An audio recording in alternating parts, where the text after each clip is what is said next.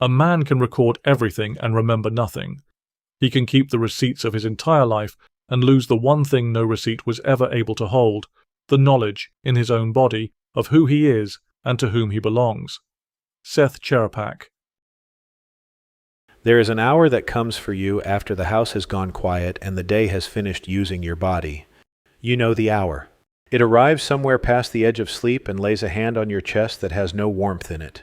Your breath climbs up high and shallow, gathering around the collarbones like a bird that will not land, and the part of you that once rose and fell on its own now has to be told to keep going. And before your mind has even surfaced, your hand is already moving across the sheets toward the cold glass of the phone, reaching for the blue light, reaching for the number, reaching the way a man reaches for a wall in the dark to prove the room still has edges. You find the balance. It holds. The records are intact, the proof of your life is still where you left it, and for the length of one exhale the hand lifts off your chest, and you call that relief by the name of peace. It is not peace. It is a man pressing his palms against the inside of his own vault to feel that the walls are still there, and mistaking the cold of the stone for the feeling of being held. I have lived in that vault. I know the particular ache of it, the way the chest stays braced even in sleep, the way the gut sits clenched around a hunger that no number ever fed. And I know now what I did not know then. The reaching was never mine. It was put in me. It does not only come at night, it comes at your desk in the middle of the afternoon when the work is done and there is a clean half hour in front of you, and instead of resting in it, you open the account again just to look, just to be sure, and the looking gives you that thin sip of relief that lasts about as long as it takes to close the screen. It comes in the grocery line and on the drive home and in the shower, the low arithmetic running underneath everything, the tally that never closes, the part of you that is forever counting what you have against what could happen. You have learned to live with it the way a man learns to live with a sound in the wall. You have stopped hearing it as a sound. You have started hearing it as silence. But it is not silence. It is a meter, and it has been running your whole adult life, and it bills you in the only currency that matters, which is your capacity to be at rest in your own skin. And here is the thing that took me losing nearly everything to see. The meter is not measuring your safety. The meter is manufacturing your fear. A man who actually felt safe would not need to check. The checking is not the cure for the dread. The checking is the dread, given a task to perform so that it never has to be felt all the way down and named for what it is. So let me name it for you, because no one is watching you read this, and there is no record being kept of your honesty in this hour. The vault is everything you have built to be safe. The accounts, the backups, the policies, the password saved, the document scanned, the second copy kept somewhere the fire could not reach. The vault is the running ledger in the back of your mind that never closes, the one that wakes before you do. You did not decide to build it. You woke up one day already inside it, the way a man wakes inside a language he never chose to learn, and you have spent every year since adding another wall, another lock, another record, certain that the next one will finally be the one that lets you sleep. It never is, because the vault was never built to keep you safe. The vault was built to keep you reaching. A man who feels held puts the ledger down, and a put-down ledger feeds nothing. And so the deepest design of the whole structure is to make sure the feeling of being held never quite arrives, that the safety stays one record away, one backup away, one number away, forever. You are not failing to feel secure. You are succeeding perfectly at exactly what the structure was built to produce. A man surrounded by the evidence of his life who cannot feel his life. A man who has kept everything and forgotten himself.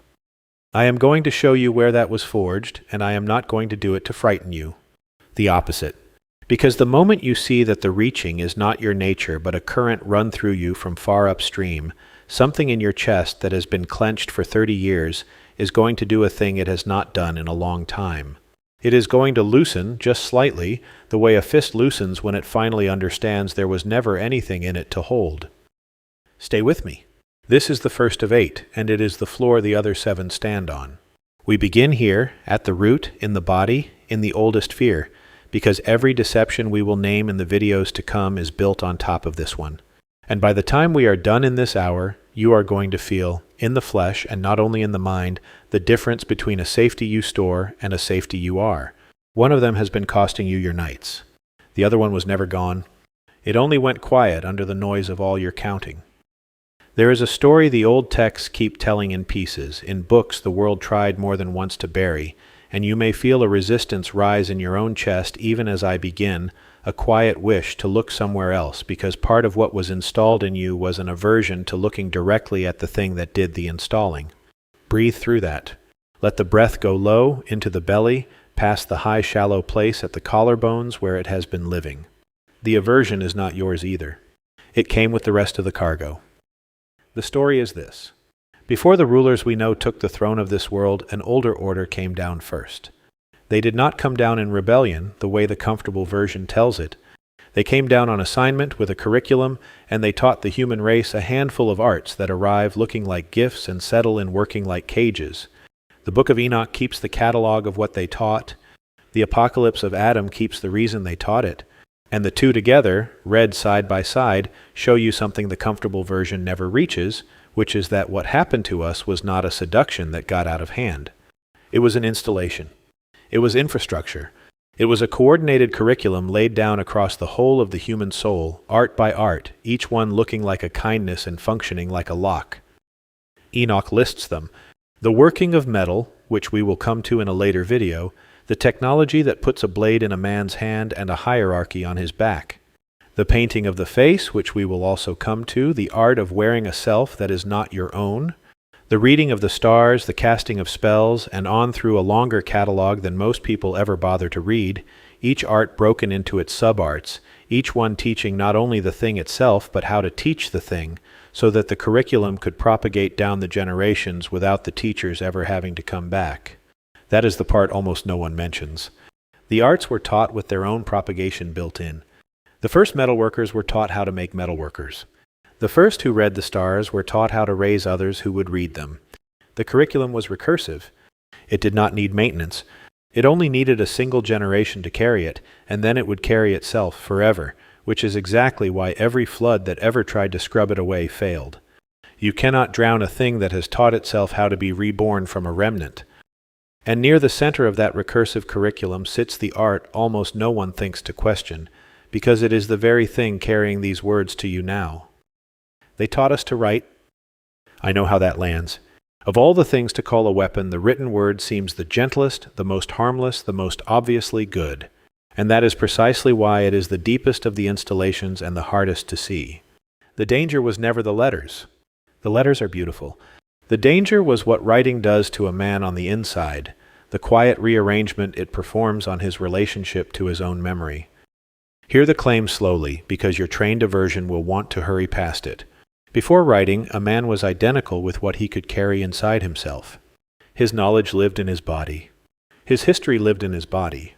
The continuity of who he was lived in the living memory inside the living flesh, and it was passed from one breathing person to another, voice to ear, breath to breath, hand on the shoulder of the one being taught. And that transmission carried more than information. It carried presence. It carried warmth. It carried the felt weight of a thing known in the marrow rather than merely filed, the difference between a man who has walked a country and a man who has only read its map. Then we learned to take the memory out of the body and bind it to a surface. The tablet, the scroll, the page, the ledger, the file. And the old texts make a claim about that moment that should stop you where you sit, because it is not the claim you would expect them to make. They do not say that writing merely extended human memory, the way a cart extends a man's ability to carry. They say that writing began to replace it. That once a man could store a thing outside himself, the part of him that used to hold it began to wither, the way a muscle wastes when a machine is brought in to lift the load it used to lift. And the soul has its own muscles. There is a faculty in you, older than language, that was built to hold the memory of where you came from, the felt and wordless knowledge of your own origin, the certainty of belonging that a small child carries in his body before he has a single word to name it with. That faculty is the very first thing the offloading starves.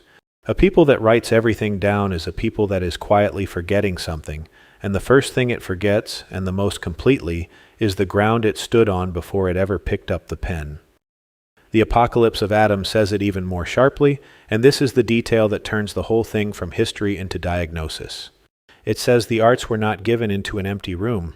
Before the Watchers came down, the human soul already carried a transmission, a direct and immediate knowledge of the one above the maker of this world, a luminous inheritance that men held the way they held their own breath, without effort, without proof, without a single record.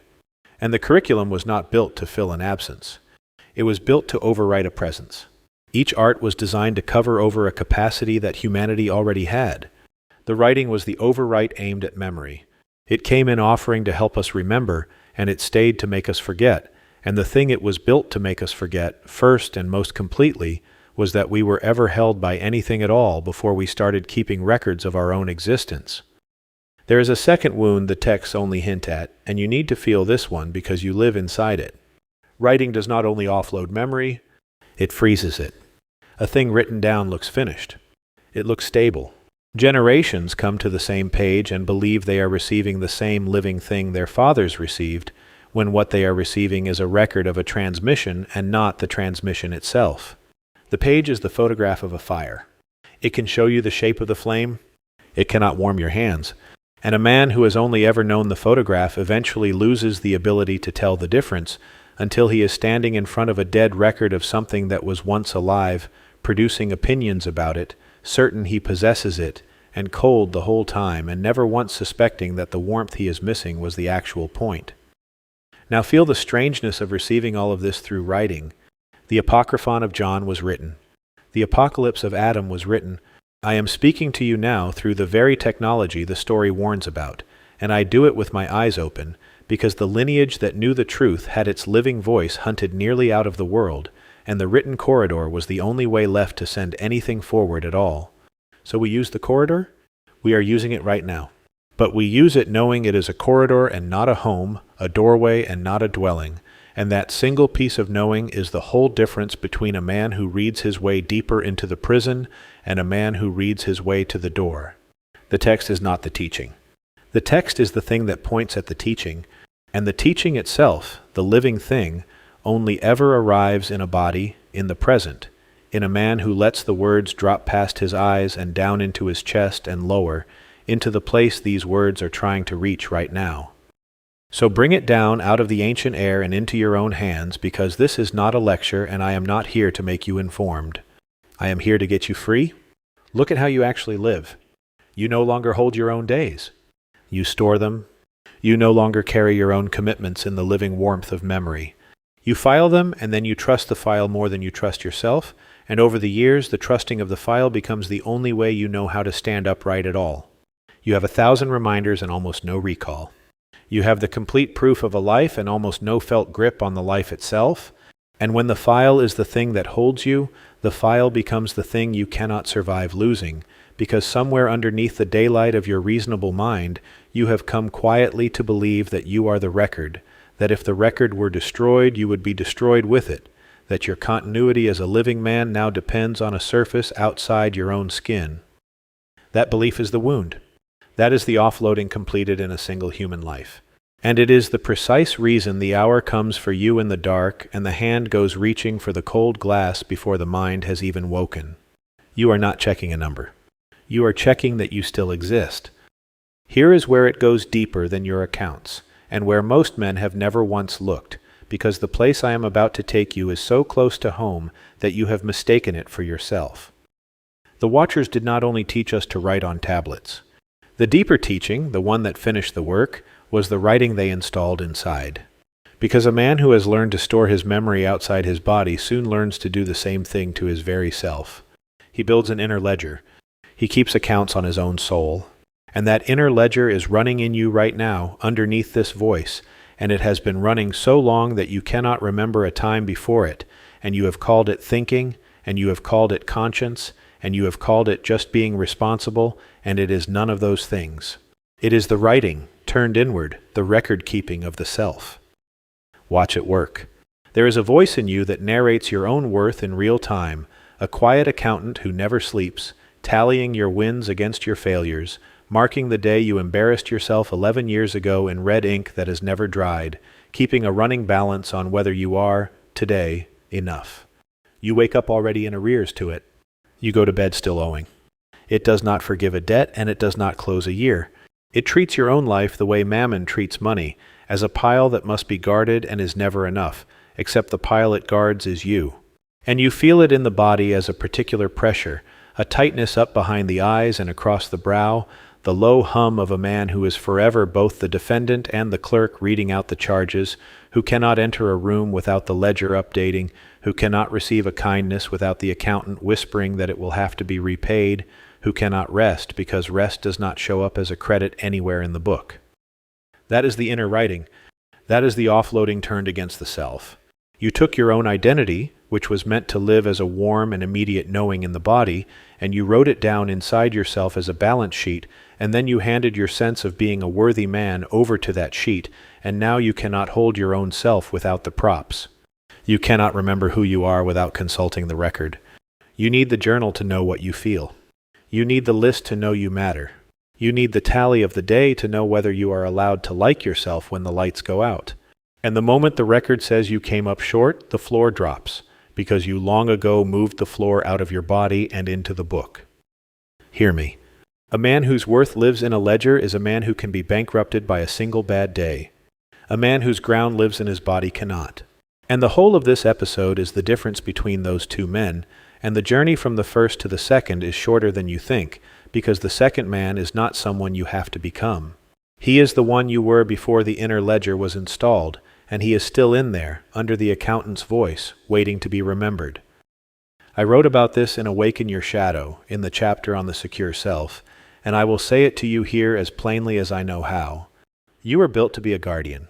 Not an anxious clerk standing watch over the inventory of his own existence, but a man whose security has a root, who is grounded the way a tree is grounded, drawing what he needs from a depth that no season can take from him. The guardian is the part of you that was made to hold ground, to be the still place that others come in out of the storm and lean against and find unmoved. That is not a small self.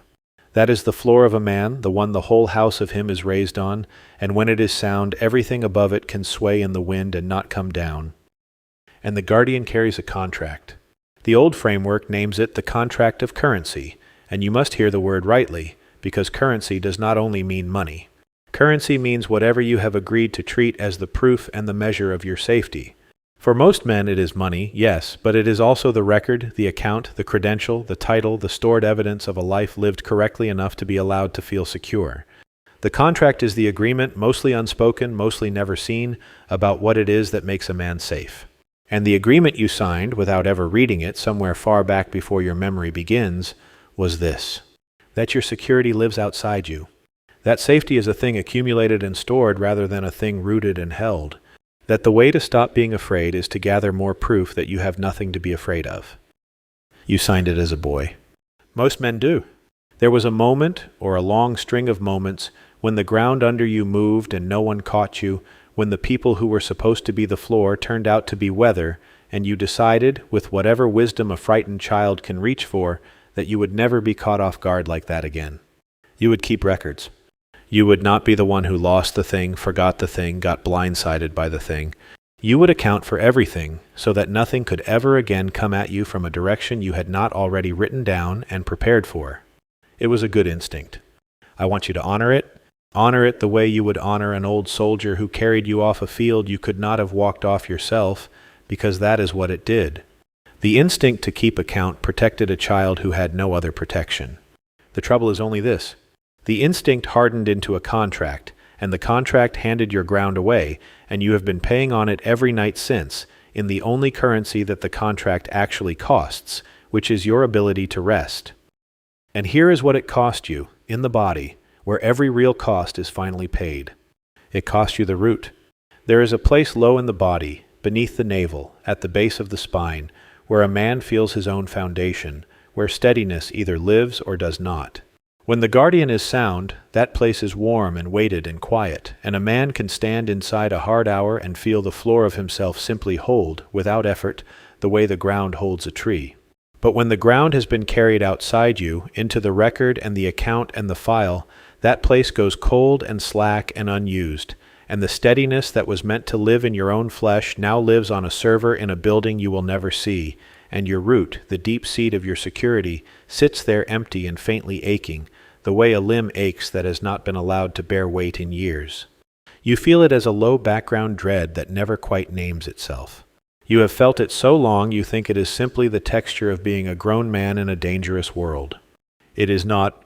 It is the specific and locatable sensation of a man whose ground has been moved out of his own body, and no wall you add to the vault will warm it, because the vault is the very place the cold is made. Now I have to introduce you to the thing that keeps the contract in force, the thing that makes sure you sign it again every single morning without noticing you are signing, and I have to do it carefully because the instant I name it you will picture the wrong thing, and the wrong picture is the largest part of how it hides.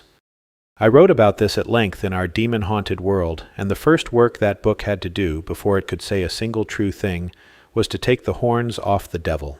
Because when I tell you there is a demon at work in your sleepless hours, the image that rises in you is a creature, a red and grinning thing with a pitchfork, a monster out of a medieval painting, and that image is itself a kind of camouflage, maybe the cleverest one ever installed. The real ones do not look like that. The real ones do not look like anything at all because they are not creatures. They are fields. They are patterns. They are weather in the moral atmosphere of a soul and of a civilization, recurring distortions that move through minds and markets and whole nations the way a magnetic field moves through a tray of iron filings, invisible in itself and unmistakable in what it organizes. You cannot hold a magnetic field in your hand. You can only watch what it does to everything near it, the way it pulls 1,000 scattered unrelated things into a single pattern they would never have fallen into on their own. A demonic field is known the same way, by its patterning power. By the way it bends a multitude of free choices into one recurring shape and then makes that shape feel normal, necessary, inevitable, and even righteous, so that the men inside it experience their bondage as their own good judgment. And the field that governs the vault, the field that has had its cold hand on your chest in the small hours for 30 years, the old texts name Mammon. Mammon is one of the ruling powers the Gnostics learned to call the archons, the administrators who inherited the prison the Watchers built and who run it still. Hear what Mammon actually is, because it is not what you have always been told. Mammon is not greed in the cartoon sense, the fat man laughing over his gold. Greed like that would be easy to refuse. You would see it coming. Mammon is the field that whispers, in a voice you have mistaken your whole life for your own good sense, that safety is a thing you store. That is the entire art of it. It never announces itself as greed. It presents itself as security. It comes to you dressed as prudence, as responsibility, as maturity, as the plain and obvious wisdom of a grown man taking proper care of his life. And underneath that respectable coat, it performs one move and one move only over and over for as long as you live. It takes the ground that was meant to live in your body and it moves it out into the pile, and then it sets you to guarding the pile, and then it makes certain the pile is never, ever quite enough. Greed presents itself as security. Sit with that sentence because it is the whole disguise in 5 words. The man does not experience himself as greedy. He experiences himself as careful. He is not hoarding, he tells himself. He is being responsible. He is providing. He is protecting his family. He is doing what a man is supposed to do. And every bit of that can be partly true, and the field can be running him the whole time because the field does not need you to be wicked. It only needs you to be afraid and to answer your fear by storing, because the storing is the sap it draws, and the fear is the season it farms. And the cruelty in it, the thing that should make you angry once you can feel it clearly, is that the relief never comes, and it was never designed to come. Every other hunger in a man can be satisfied. He can eat and be full. He can rest and be restored. But the hunger the field installs is a hunger with no floor, because it is the root crying out for a ground that the man keeps storing somewhere else, and you cannot feed a root by adding to a pile. So the man eats from the pile and stays starving, and reads the starving as a sign that the pile is too small, and adds to the pile and stays starving, and the field grows fat on the difference. Wealth, the old word says, can feel safer than God. That is not a slander against the wealthy. It is a precise description of the spell. The pile can be touched, counted, seen, controlled. God cannot be any of those things, and a frightened man will always, always reach for the thing he can control over the one he can only trust, which is why the field's deepest victory is not that it makes men evil, but that it makes the living God feel less real than a number on a screen. A field needs a throne, a place in the world where it concentrates and from which it rules, and the field of Mammon has built the most magnificent thrones any power has ever raised on this earth, and you walk past them every day and call them ordinary. The market is a throne. Watch what happens in a market when fear moves through it, and you will see the field with your own eyes, because a market is nothing but a great visible body made of 1,000,000 frightened men, and the panic that moves through it is the same field that moves through you in the dark, only made large enough to see. One man's dread becomes the next man's selling becomes the next man's dread, and within an hour a wave of pure contagious fear has run through millions of people who never met, and they will tell you afterward it was about interest rates or earnings or some piece of news, and underneath all of it was the field, doing in the body of the crowd exactly what it does in the body of one man at 3 in the morning, manufacturing a terror that demands to be answered by clutching tighter at the pile. Emotional contagion, the careful modern men call it, when they notice it at all. The old text had a truer word. They called it a spirit, and they meant that something with a pattern and an appetite was moving through the crowd, and that it fed. The bank is a throne, the exchange is a throne.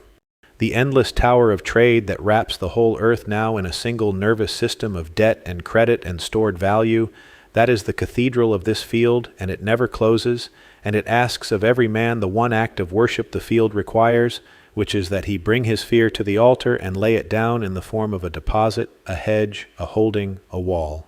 We built these thrones over centuries, telling ourselves we were building security, and what we were building was a planet-sized engine for the conversion of human dread into stored value, an engine so total that a man can no longer easily imagine a way of being safe that does not root through it.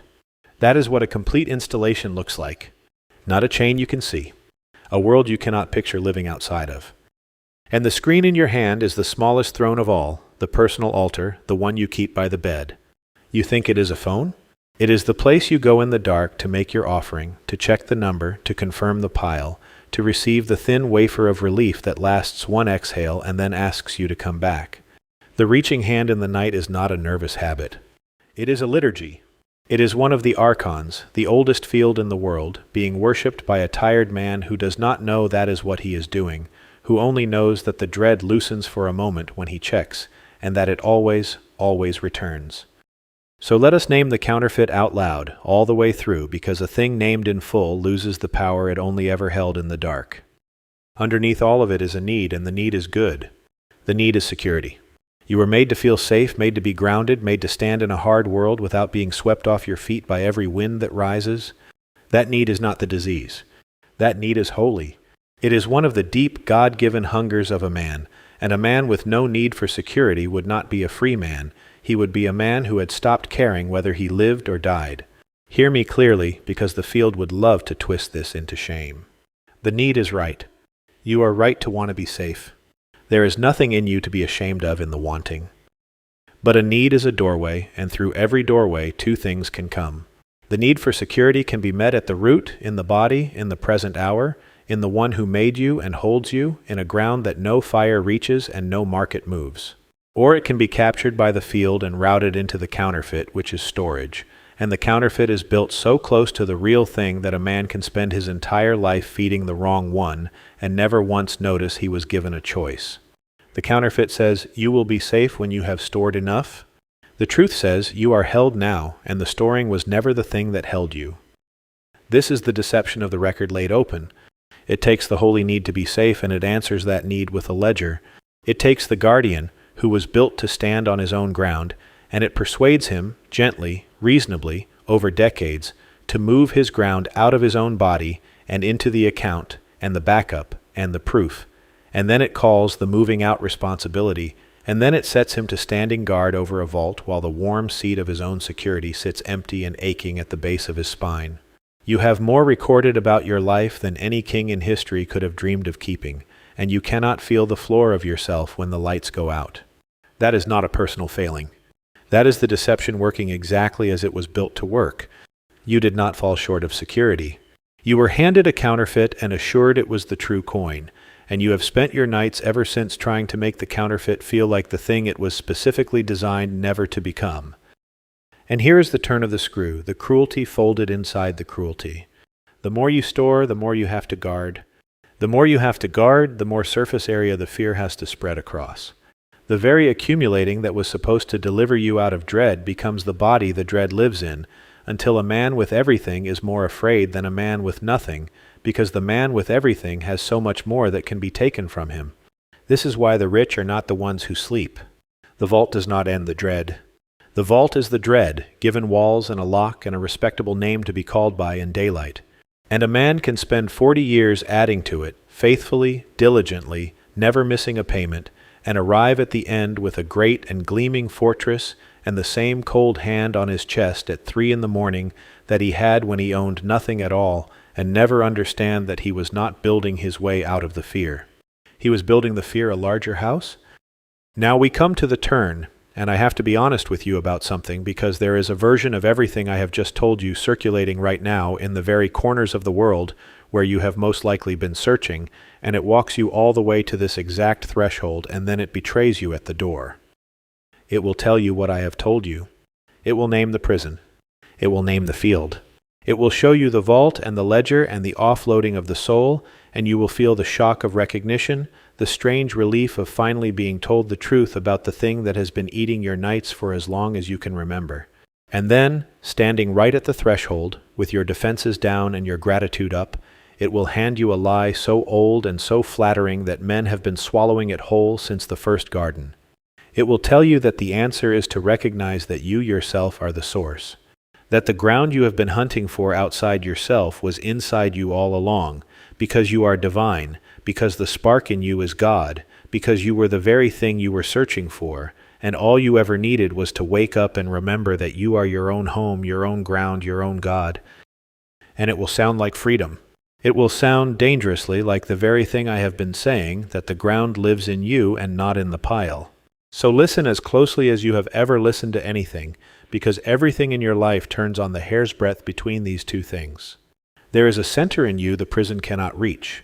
That much is true, and we are going to stand on it before this hour is over.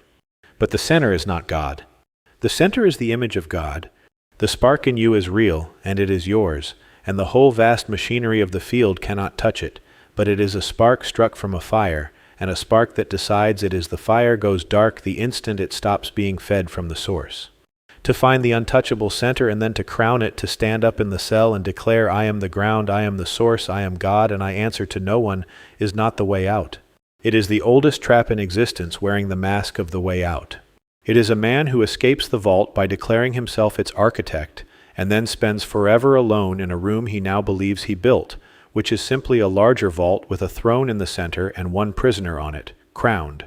The serpent's whole pitch from the beginning was 4 words. You will be like God. It was a lie in the garden, and it is a lie in the Gnostic's mouth, and it will be a lie in yours, because a crowned prisoner is still a prisoner. He has only changed the word on the cell door from victim to God, and gods who live in cells are the loneliest beings in all of creation. The truth is harder, and it is so much better, and your body has been trying to hand it to you the entire time. The reason I named the introduction to Awaken Your Shadow by the words, your heart knows the truth, is that the heart, the living center of the living body, has never for one moment believed the counterfeit. It has gone on knowing, underneath all the records, underneath the accountant's voice and the field's whisper and the cold liturgy of the screen, that you were not built to be safe by storing yourself somewhere else, and that you were not built to be your own God either, because a man who is his own God has no one left to be held by, and the deepest hunger in you, the one beneath the hunger for the pile, beneath even the hunger for safety, is not the hunger to be in charge of the ground. It is the hunger to be held by it. You do not actually want to be God. You have been trying to be God because you were afraid, and a frightened man grabs for control, and the highest form of control the serpent ever offered was self-deification. But it was never what you wanted. What you wanted was to stop being afraid, and to be home, and to be held, and you cannot hold yourself, no matter how high you climb or how loudly you crown yourself, any more than a hand can shake itself, or an eye can see itself, or a man can carry his own body up a hill. Hear the old word now, the one the field cannot bear to have spoken aloud in its own thrones. No man can serve 2 masters. You cannot serve God and Mammon. That sentence is not a rule handed down to make you smaller. It is a diagnosis, exact and merciful, of the precise war that has been splitting you down the center of your chest every night of your adult life. You have been trying to serve both. You have been trying to root your security in God and store it in the pile at the very same time, to be held and to hoard, to trust and to guard, and the two cannot share a single throne, and the trying to make them share it is the exact tension that lives in your clenched gut and your braced shoulders and your breath held high in the chest where it cannot reach the ground. Mammon says your safety is the thing you store. Christ says your safety is the one who holds you, and he does not ask you to accumulate your way up to him. The old story of the rich man who could not follow because he could not let go of the pile is not a story about money. It is a story about a man who had moved his entire soul into his holdings and could not imagine being safe with empty hands. And the whole gospel, when you strip it down to the bone, is the announcement that you are allowed to come home with empty hands, that the open hand is not the posture of a man who has lost everything, but the posture of a man who has finally understood that he was held before he ever grabbed anything at all. And this is the reason the work is somatic, the reason it lives in the body and not only in the agreeing mind, because the homecoming is not a proposition you nod along to. It is a ground you feel return. When a man stops trying to store his safety and lets it be received instead, something happens in the root, something happens in the breath, something happens in the very tissue of him. The breath drops. For the first time in years it goes all the way down, past the high frightened place at the collarbones, down through the chest, into the belly, into the base of the spine, into the cold and empty seat of the guardian, and warmth comes back into the place that has been aching the whole time, and the man feels, perhaps for the first time since he was a small child who had not yet signed anything, the floor of himself hold without his having to build it. That is not a figure of speech. That is a thing that happens in flesh when the lie lets go. The shoulders come down off the ears where they have lived for 30 years. The jaw releases. The fist, which you did not even know was clenched, opens. The body remembers what the records made it forget. The heart knows the truth the ledger was never able to hold. There is a virtue the old framework sets against the field of Mammon and gives to the guardian as his medicine, and it is not the one a frightened man would ever guess. The corrective for the man who is dying of accumulation is not more careful accumulation. It is charity, the open hand, because the open hand is the proof in the body itself that the root is full. A grounded man can give. He can let a portion of the pile go and feel no terror in the letting, because his safety was never in the pile to begin with, and the giving simply confirms what the body already knows. The clenched fist and the clenched gut are the same gesture, made in two different places, and they loosen together or not at all.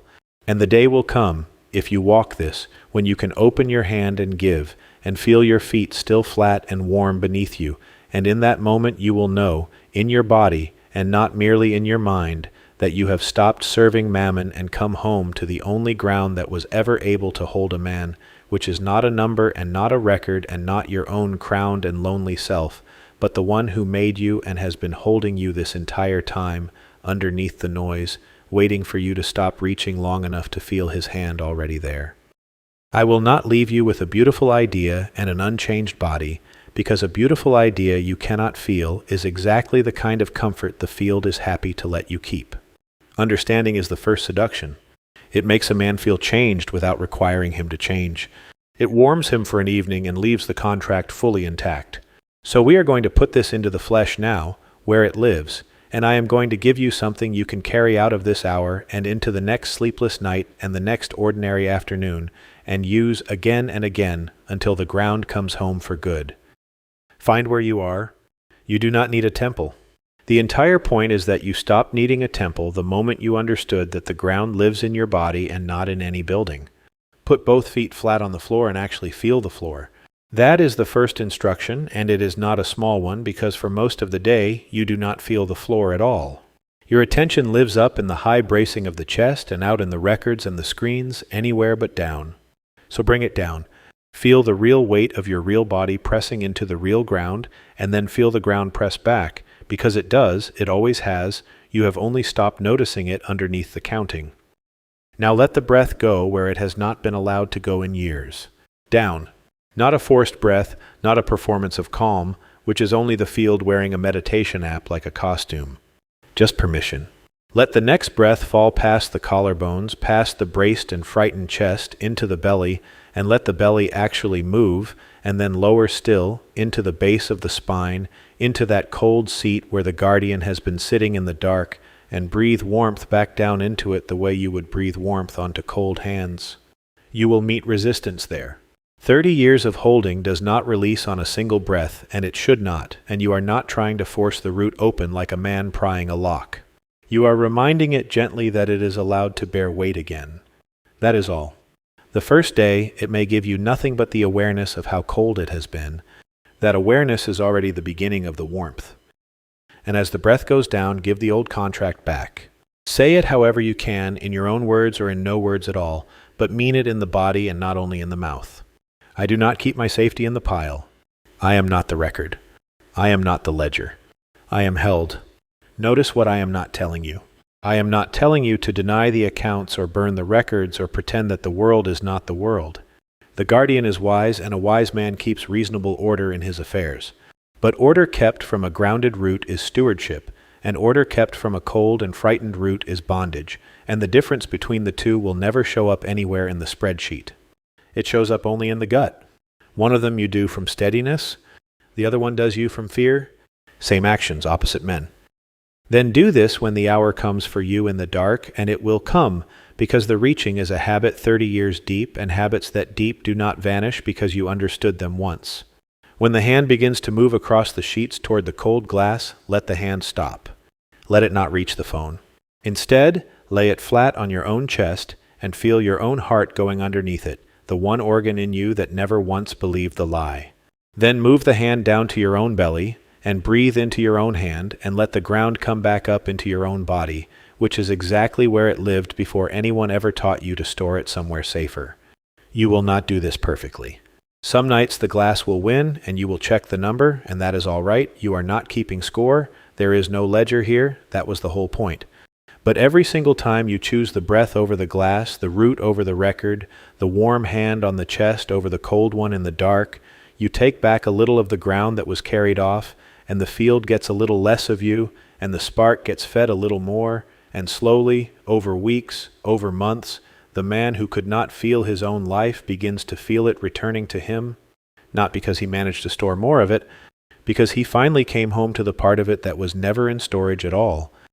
I told you at the start that this was the first of 8, and that it is the floor the rest are built on, and now you can feel exactly why.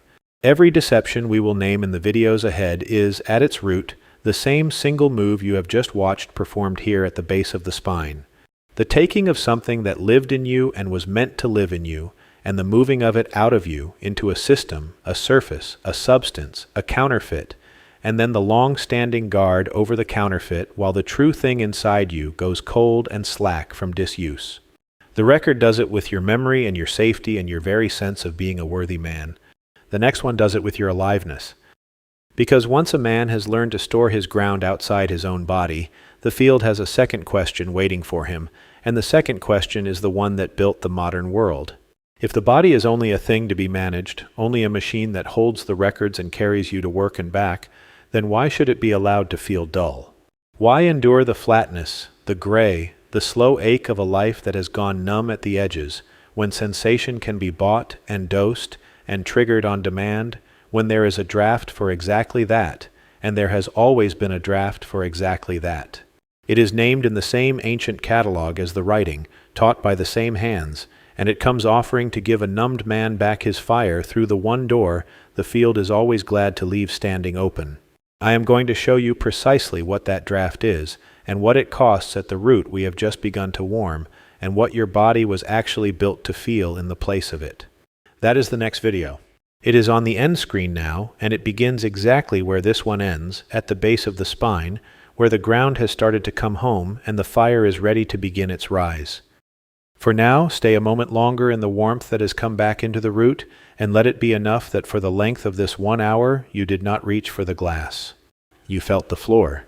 You let the breath go all the way down. You laid your hand on the one part of you that never believed the lie.